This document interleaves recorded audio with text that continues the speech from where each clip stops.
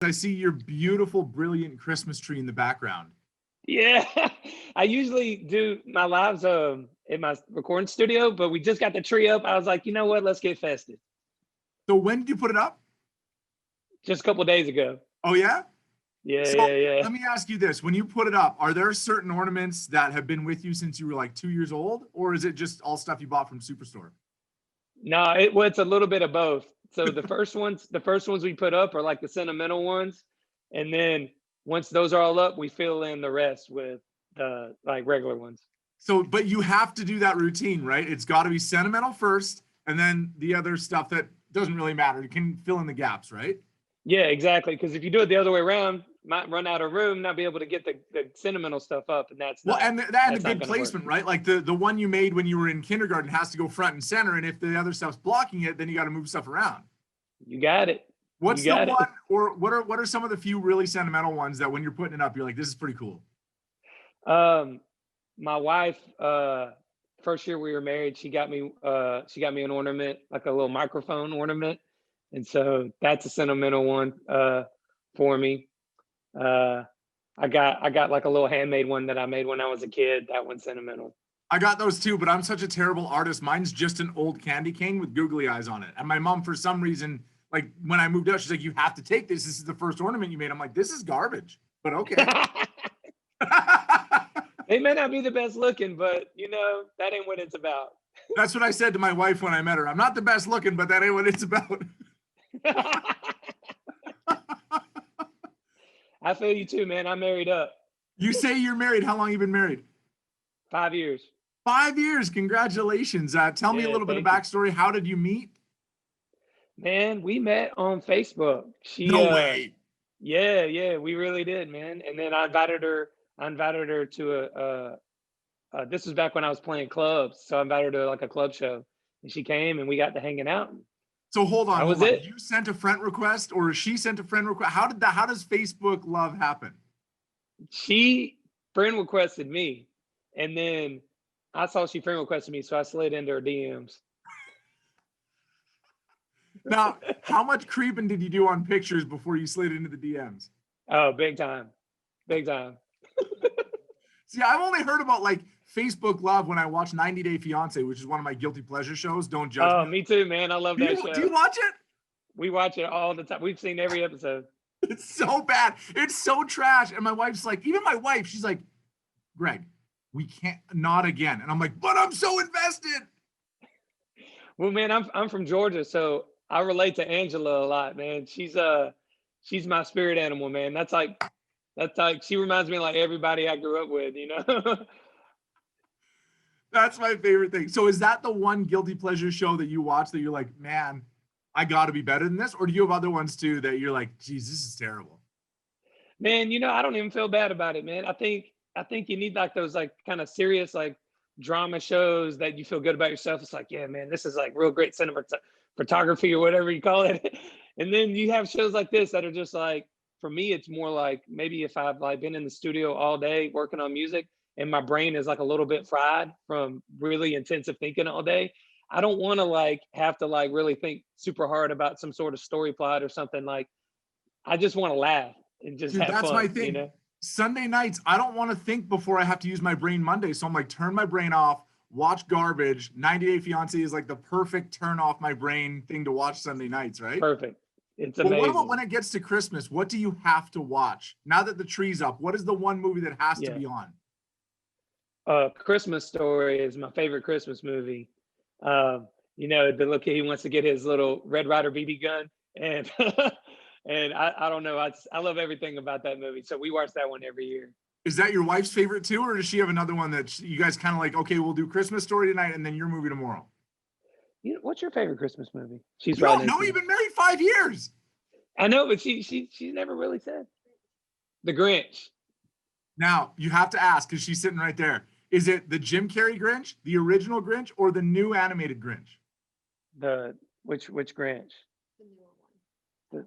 With Jim Carrey with Jim Carrey? Yeah, so good. Yeah. That is a good one. I do. It's a good one. Now that I think about it, we do watch that pretty much every year. I really like Elf. I really like Elf too. Elf is so good. I like Will Ferrell in anything though. I'll watch Will Ferrell in anything. I don't care. Me too. But you mentioned A Christmas Story and waiting for that BB gun. What was the gift that you got that you waited and asked for that you can remember growing up that you freaked out over?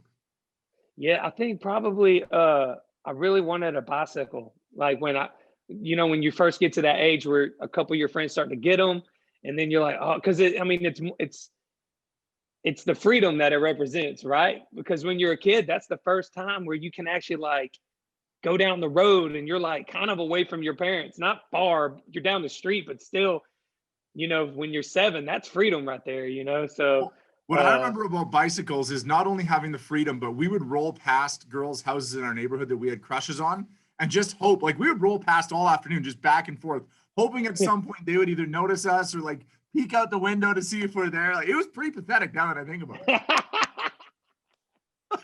No, that sounds about right, man. That sounds like something I probably would have did too. It's funny though, because I love that you said bicycle, but in my brain, as I'm asking it, I'm like, I've talked to other artists and it's usually some sort of musical thing, whether it's a CD, an album, a guitar. Was there something Yeah. like that sort of shifted your musical journey or started it? Like, did you get a guitar from grandma and grandpa when you were 8 or anything like that? Well, I got the bug, both of my parents play guitar. So I grew up in a family where it was just always around. But I didn't get the bug to really want to learn how to play guitar. I always loved music, but I started out on drums. And then when I was 15, I got the bug to want to learn how to play guitar. But I'm left-handed and my parents are right-handed. So we didn't have a left-handed guitar in the house that I could learn on. So I asked for one for Christmas. But I'm the type of person, once I kind of like get the itch to want to do something, that's like I got to pretty much like figure out how to do it right then and there. I can't wait to Christmas. So there was a rule in the house, like no touching I wasn't allowed to touch the guitars because I was a kid and they were afraid I might mess it up, which I get, but when my dad would go to work, I would sneak into their room and I would play it. And I So kind of like taught myself how to play it. do you have to turn it around the opposite way to play? Like, were you playing opposite? I On know. theirs? I was just kind of figuring out how to do it right-handed because it was a right-handed guitar. Oh, that's And hilarious. and so, about a month before Christmas, I kind of had to have an uncomfortable conversation with my parents and say, "Hey, listen, you know how I asked for a left-handed guitar? Don't get me one because I kind of been sneaking in y'all's room and playing the guitar, and I learned how to play right-handed. So don't give me a left-handed guitar because I don't know how to play So that." you play right-handed now? Yeah, I play right-handed. It's the only That's thing I do in hilarious. life. It's the only thing I do in life right-handed is guitar. I think it's Everything else I funny do left-handed. because the one thing that I wanted most, so my brother got a guitar and he's 3 or 4 years older, and whatever your older sibling does, are you an only child? Do you have siblings? I'm only child. Okay.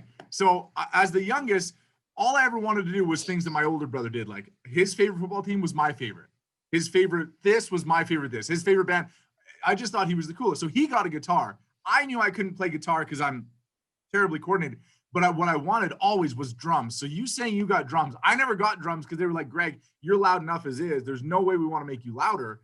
And so you getting drums, I'm so insanely jealous. Even at this point in my life, if somebody got me a drum set, I would probably cry. Well, I never got drums for Christmas. There was always a drum kit at the house. So that, my dad's drum kit, so, and that's what really made me fall in love with music was drums because I remember being like just a little kid watching him play drums and thinking it was magic, basically, It is. like it is, I mean, when you're a little kid and they're doing the thing, and it's like, you can't figure out how they're making each arm and each foot do something completely different from the other. It blew my mind, and the sound of it being right in front of a kick drum as a little 5-year-old kid, it just blew my mind, I was like, literally. you probably played the game Rock Band like I did. And I always wanted to be the kid on the drums because that was like the only way I could ever live out my dream, right? Man, I hear you. I think that's why drums are such a part of my music, because that was my first instrument that I learned. So a lot of times when I'm writing songs, I'm kind of thinking like a drummer when I write. Well, and I'm like you, when I listen to songs, I went through and maybe you did, everybody goes through different musical stages. I love country now. In my high school years, it was like screamo. So I always loved those helicopter drums. It was like 2 feet going, right? And so yeah, I'm the always listening for double kick different pedals. drum fills and stuff like that when I'm listening to music because it just, I don't know, that's where my mind goes towards things. So Man, Um, I was the same way. I grew up listening to all kinds of music. You know, I grew up right outside of Atlanta, about an hour out in the country, and I grew up about 15 minutes from Travis Tritt and about 30 minutes from Alan Jackson. So I was being influenced heavily by those guys and that vibe of country music. But I was also just an hour from Atlanta, so I was getting that influence of the Atlanta hip hop scene of Outkast and stuff like that. And so that really impacted me drum wise, you know. Um, but Alan and Travis were telling my life with their lyrics. I mean, what they were talking about was my literal, you know, when I looked around and how I was living life, that was it. you So I've had the same always, weird burnt CDs that I had. It would go from Alan Jackson's Good Time to Outkast Hey Ya to Travis Tritt's Great Day to Be Alive. And everyone's like, what's yep, going on with this CD? And you're like, it's just good. yep, yeah, exactly, yeah. That's exactly how I grew up, you know, and so that's why my music, my country music, is the way it is. You know, it's I like to think of it as like my own little kind of my own little particular way I like to make country music. But you know, as an artist, I think all of us we're all trying to be this like reflection of our upbringing and our influences. And for me, that you know that's where I grew up. Those are my influences, and so that's why my country music is the way it is. And Did then I you was see? also very heavily into like Bob Marley and people like that, and that's why my music is so, I think, glass half full, positive minded, because I really do like resonate with this mindset of being making sure to stay positive, you know, and keeping a uplifting outlook on life, you know. So I like to Not make only is your happy country music music. uplifting and happy, it's got this is just this different cool vibe, which I'm all over. Like the vibe to it to me Thanks. is just so fun and so refreshing and new. So I connect with vibes right away. And then I kind of get into, you know, you kind of listen to music in different stages. It's like, what catches you first? Is it the hook? Is it the vibe? Yeah, So the vibe for me, as soon as I started listening, I was like, okay, this is cool. This is different. I'm into this. Like, that's so awesome. it's just a lot of fun to listen to. But you mentioned growing up close to Alan Jackson, close to Travis Tritt. Did you actually know where their houses were, or was it just rumored that they were around there? No, I knew where their houses were. I used to drive by Travis's house a lot just because it was on the way from where I was going to get somewhere. But it was lined with trees, so you couldn't see the house, but for just like a couple of moments when like in between trees, you know. But he's on a good bit of land. Yeah, exactly. You know, he's on a good bit. They're both on a good bit of land, you know. But I would see Travis around town sometimes. Alan was a little further away, about 30 minutes away, so we were in different towns, but towns that were close. Do you be cool when you see Travis Tritt as a young kid around town? Do you like play it cool, or do you run up and try and say hello? I never said anything because I never wanted to be that guy, you know. Uh, but I was definitely starstruck for sure. You know, Now, you mentioned being just huge. starstruck. I mean, growing up so close to Travis and Alan, having their words connect with your soul because that's how you grew up, and being, you know, so close to Atlanta. Do you remember your first trip to Nashville, and what do you remember about it? Yeah, I do. My very first trip to Nashville was actually uh, I came up here with Zac Brown.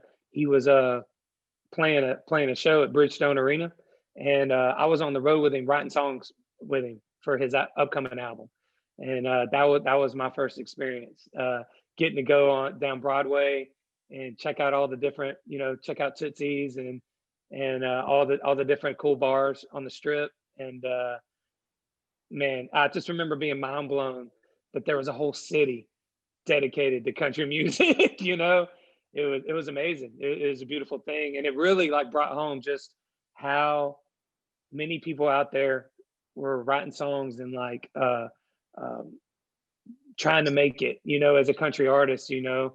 And to this day, that really sticks with me now that I live here in town, how fortunate and blessed I am to be in this spot because there are literally thousands and thousands of super talented guys and girls out there doing country music. And so I just feel so blessed to be in this spot. Somebody told me once that make sure you tip your bartender well in Nashville because they probably sing better than you. And I was like, that's a There's a lot of truth in that. There's a lot of but truth in that.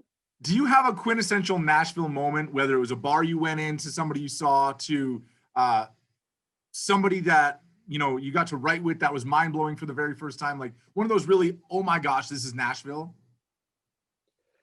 I remember one of the very first writes I ever had in town. I wrote with a guy named Rivers Rutherford who wrote he's written songs for Keith Urban, Brad Paisley. I mean, the list just goes on and on and on and on and on. That was a really intimidating moment for me because he was the first hit songwriter, I guess you would say, that I'd ever written with. And yeah, I just remember being like really in my head because he had all his plaques on the wall. And now that I've written with a bunch of people, it's kind of half and half. Sometimes hit songwriters will put their plaques on the wall, some won't. But he did. He had all of his on the wall. So while I'm trying to like focus on like doing a good job, you know, and writing a good song with him, I'm looking it over at this like just wall of greatness. It was so intimidating. Play And it I was cool, like, play man, it cool, I'm here. play it cool. Yeah, I'm here, man. Like I'm in it now, you know, and like so it's this kind of like do or die moment where it's like, all right, you got because you know, writing, you got when especially with people here in town who are really, really good, you know, everyone's so quick with the wit.